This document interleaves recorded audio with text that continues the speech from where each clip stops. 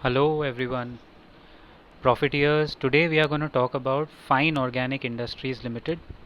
So very quickly let's look at क्या करती है ये कंपनी. इंटरेस्टिंग पार्ट है कि ऐसे केमिकल्स मैन्युफैक्चर करती है, प्रोसेस, सप्लाई एंड डिस्ट्रीब्यूट. मतलब look at this oleo chemical based additives. Now speciality chems specchems में इंटरनली जितना डीप आप रिसर्च करेंगे, ओलियो केमिकल बेस्ड एडिटिव्स में ये मार्केट लीडर है. So it is a market leader in the niche, very niche category that it operates. अब ये बात देखिए, look at this sentence. It is Fine Organic Industries carries business in India and abroad as manufacturer, processors, supplier, distributor, dealer, importer, exporter of wide range of oleochemical based additives used in food, plastics, cosmetics, coatings and other specialty application in various industries. So इसका मतलब ये हुआ कि vertically integrated company लग रही है, क्योंकि हर channel में, हर चेन ऑफ कमांड में ये लोग खुद ही they are doing it all their own. Much like Amul is a vertical integrated company. वैसे यहाँ पे manufacture, processing, supplying, distributing, dealer, importer, exporter, हर चैनल में इनका प्रेजेंस है. So this is a very interesting business I think. And company की pedigree अभी establish नहीं हुई है. It's probably getting established in the market. तो इसमें अप डाउन होता रहेगा. ये काइंड ऑफ अभी मिड कैप कैटेगरी की तरफ बढ़ रही है. It's probably an interesting time to analyze these kind of companies. So let's look at further analysis. ROCE, ROE is okay. It satisfies our criteria. Book value के 12 times more book value trade कर रही है company. तो ये थोड़ा disappointing है. और एक और पॉइंट जिसमें मेरी नज़र जाती है, पी मल्टीपल इसका 75 है. For a company of this size of market cap, जिस कंपनी का 9,000 करोड़ का मार्केट कैप हो, उसका P multiple 75 is a little high. Apparently बहुत हाई पी मल्टीपल पे चल रही है. लेकिन एक चीज़ अच्छी लगती है मुझे कि करंट प्राइस जो है इसका वो 2930 है. सो I think there is some correction which has happened in the current price, maybe because of some temporary momentum, sentiment, कुछ results का effect होगा, बहुत चीज़ें हो सकती है. बट ये प्राइस पॉइंट थोड़ा ठीक ठाक लग रहा है, लेकिन फिर भी it's on the higher side, लगता है थोड़ा हायर है. सो लास्ट 1 ईयर में देखें, the stock has given us, या I mean if you look at last year से अभी 900 हज़ार रुपया, 60% गेन है. मतलब इतना ज़्यादा भी चढ़ा नहीं है. It had gone up to 3,500, it has come down 600. मतलब 600 रुपये और नीचे गिरा है. मतलब कम से कम 20% तक ये नीचे गिरा है स्टॉक ऑलरेडी. लास्ट काफ़ी 1-2 महीने से नीचे गिरा है. Almost debt free, reduce debt, ROE सही है, dividend pay out is good. देखिए अपने सेक्टर में आपको यहाँ मार्केट लीडर नहीं दिखेगा, but in the niche segment of oleo chemical additives this is a market leader, which is a good part. It's a good part. Now what I think is a little dicey in such companies, जब तक इनकी pedigree establish हो, इसका net profit देखिए आप, consistent नहीं लग रहा है. इंक्रीजिंग है, बट समथिंग टेल्स मी कि ये साल में इनका नेट प्रॉफिट थोड़ा कम आया है. Obviously may be they might have got hit last year, हो सकता है इनके नंबर्स अच्छे आएँ, बट फिलहाल देर is a temporary question mark on the net profit numbers. 120 crore is not exactly, it's a drop in net profit, and probably because of that आप stock price में correction भी देख रहे हो. लास्ट जो प्रॉफिट ग्रोथ है देखिए, -27% है. मतलब it's been a tough year. Trailing 12 months का जो प्रॉफिट ग्रोथ है वो नेगेटिव है, मतलब लॉस हुआ है इस कंपनी को. तो ये थोड़ा डिप्रेसिंग पॉइंट है, थोड़ा सेंटिमेंट डाउन कर देता है फिलहाल, टेम्पररी. अभी तक हम लॉन्ग टर्म के उसमें गए नहीं है, it is only temporary. Then ROC देखिए ना, इसमें भी मुझे लगता है कि सडनली, मतलब it was going well, 38, 44, 33, and then suddenly there is a dip of 22%. So we'll have to dig deeper into this कि ये कहाँ, क्या इश्यूज़ हैं, इनके प्रमोटर्स कौन है सबसे पहले. So mister Kamath, Prakash Kamath, Jyotsna Shah, Tushar Shah, Jayant Shah. It's pretty much heavy promoter driven company. Promoters का स्टेक देखिए अभी भी 75% है. मतलब कभी ना कभी प्रमोटर्स थोड़ा स्टेक डाइल्यूट करेंगे. इसमें DIIs देखें कौन है. SBI focused equity fund 4% invested है. Wow. So SBI focused equity fund का 4% का इसमें स्टेक है which is good. IDFC multi cap fund का 2.05% का स्टेक है which is also decent. Axis mutual fund का भी 2.39 है. निप्पॉन लाइफ इंडिया का भी 2.4% है. सो बहुत अच्छे फंड हाउसेस का इसमें निवेश है.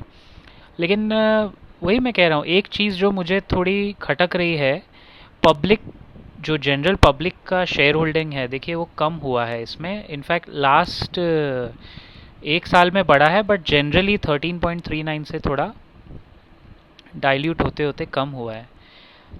बट ओवरऑल पब्लिक स्टेक कम है. प्रमोटर हैवी ड्रिवन कंपनी है. So far nothing great. This might be a good company but मुझे ऐसा कुछ अभी तक इसमें लिटरली माइंड बॉगलिंग नज़र नहीं आ रहा है. Even if you look at the technical aspects, चलिए इसमें मैं आपको यहाँ थोड़े और फाइनेंशियल एस्पेक्ट्स दिखाता हूँ पहले, क्योंकि एक बार देख लेते हैं कि क्या इनका नेट प्रॉफिट मार्जिन है. Net profit margin is also 10% which is not bad. मतलब बुरा नहीं कह सकते, लेकिन 20% होता है तो थोड़ा एक्साइटमेंट होता है. जैसे मैं आपको बताऊँ, टाटा एलेक्सी का मैंने एक वीडियो बनाया था. ऑफकोर्स वो दूसरे सेगमेंट में है, दूसरे इंडस्ट्री में है, but for such a big company like Tata Elxsi, उनका net profit margin 21%. Now that excites me more. Of course ये सेगमेंट अलग है, इंडस्ट्री अलग है, but that is more exciting. तो पहली बात तो इनका नेट प्रॉफिट मार्जिन ठीक ठाक है. ROI ठीक ठाक है. नेट इनकम ग्रो कर रहा है. थोड़ा लास्ट डिप हुआ है देखिए, right. So I am sure they got hit by for some reason. Overall अब इसका थोड़ा टेक्निकल पैरामीटर देखते हैं. देखिए ऑन अ डेली चार्ट, अगर मैं डेली बेसिस पे देखूं तो स्ट्रॉन्ग सेल का सिग्नल है. वीकली बेसिस पे बाय का सिग्नल है क्योंकि स्टॉक में करेक्शन आया है. मंथली बेसिस पे भी आई एम श्योर बाय और strong buy, but on the buy side ही है क्योंकि इसमें करेक्शन आया, एक डिप आया है स्टॉक में. तो RSI इसका 72 है. एंड आई थिंक इस स्टॉक में अगर आप ट्रेडिंग या पोजिशनल ट्रेड की तरह देख रहे हो तो इस पर नज़र रखो फॉर द नेक्स्ट 2-3 डेज. देखो ये किस तरफ जा रहा है इसका ट्रेंड.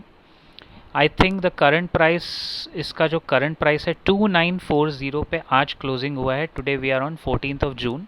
तो 2940 का क्लोजिंग हुआ है विच इज़ डाउन 1.35% टुडे.